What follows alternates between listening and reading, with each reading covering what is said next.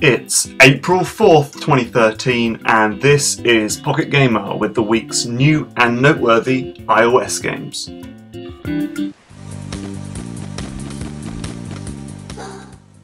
No prizes for guessing which brothers are being referred to in this game's name.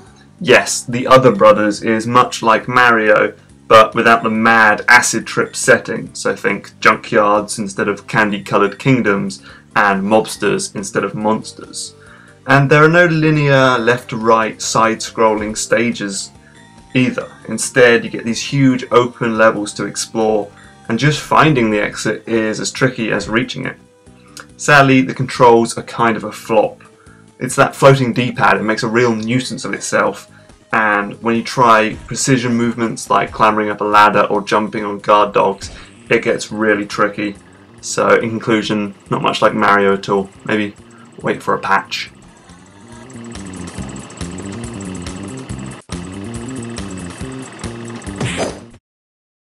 Frogmine's Badland is one stylish game. It's got ambient music, stark silhouette graphics, and these gorgeous, colourful, painterly backdrops.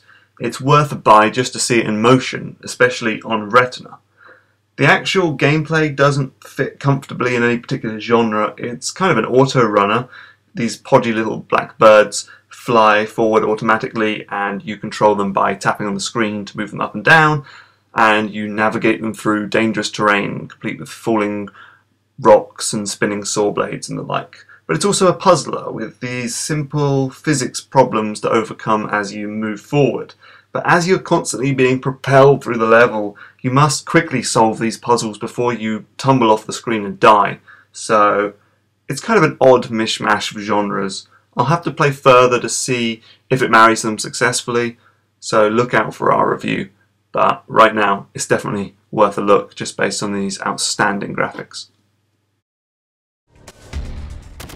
Overkill 2 is aimed at a very specific type of person, someone who would get visibly excited at the thought of being able to jam a slightly different end on a Beretta, so they'll be slightly more efficient at murdering people.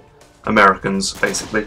That's really the extent of this game's loop. You grind away at these bland shooting range challenges until you have enough money to subtly improve your weapon so you'll do a tad better the next time you're set upon by terrorists or whoever these people are.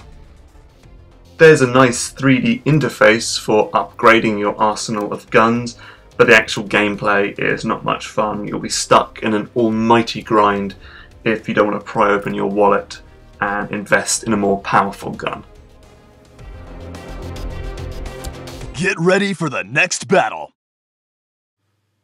The core card game at the centre of Tekken Card Tournament is quite interesting. It's this psychological tug-of-war, part rock, paper, scissors, part prisoner's dilemma. In each round, fighters have three options. They can draw a new card, they can strike with all your cards, or you can block the first two cards in the opponent's strike.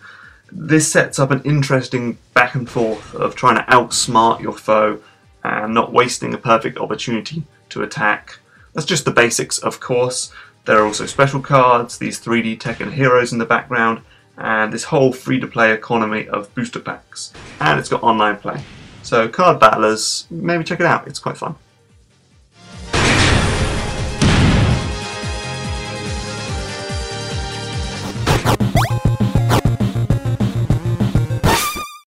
I think Slayin is best described as Super Crate Box, the RPG. It's got all the hallmarks of a role-playing game: swords, shields, slimes, experience points, but everything moves at absolutely breakneck speed. You kill enemies with one poke of your sword and you'll churn through levels in minutes. You buy stuff by running into a merchant, and boss fights last seconds. It's fun stuff, though thanks to the frenzied chaos of the whole thing, it's never entirely clear how much of your skill is being translated into your success. Plus, it soon becomes a little repetitive, but it is fun while it lasts, and it looks fantastic.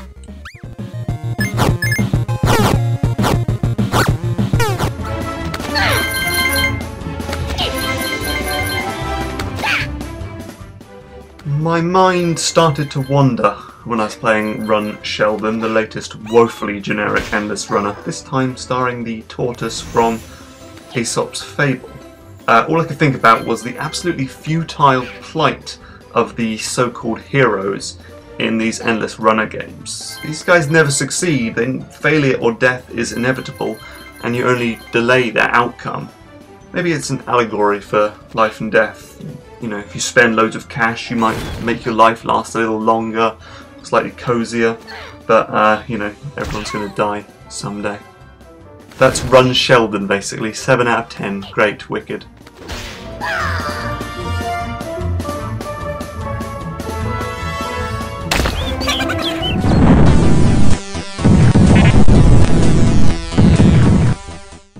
Yes, you read that right.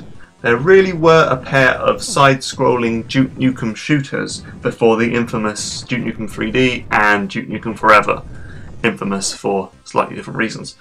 These side-scrollers were, you know, okay in their day. I actually spent a fair few afternoons playing these games on some decrepit old DOS PC. But if this iOS port is any indication, Duke Nukem 2 has not aged very gracefully. It's kind of bland, kind of boring, and it's made infinitely worse by choppy frame rate and, in this case, quite dodgy controls. Don't dredge up the past, I say. Leave this one as a sweet little memory.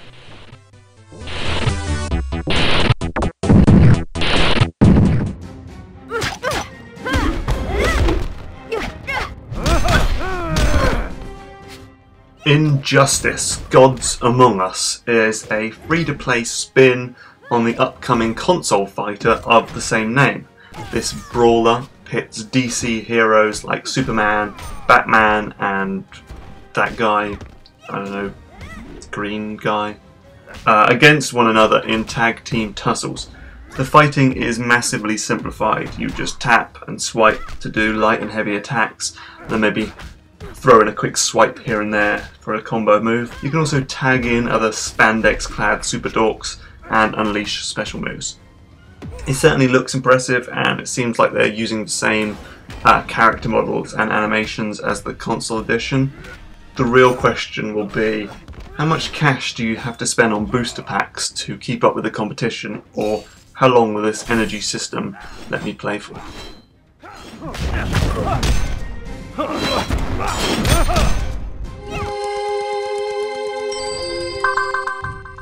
And finally, it's time for your weekly Chilingo game. This week we've got Dream Chaser, a rather handsome little endless runner, and this one's got an actual story mode for once, so you'll get dialogue, cutscenes, and single player challenges to complete. But if that's not of interest to you, there's also a bog standard endless bit where you can run as far as your little legs will take you. It's a pretty standard entry in the genre. Its only real claim to fame is the game's extremely fast pace, especially when you're using boost, and the smooth frame rate has this impressive ability to actually keep up with the action.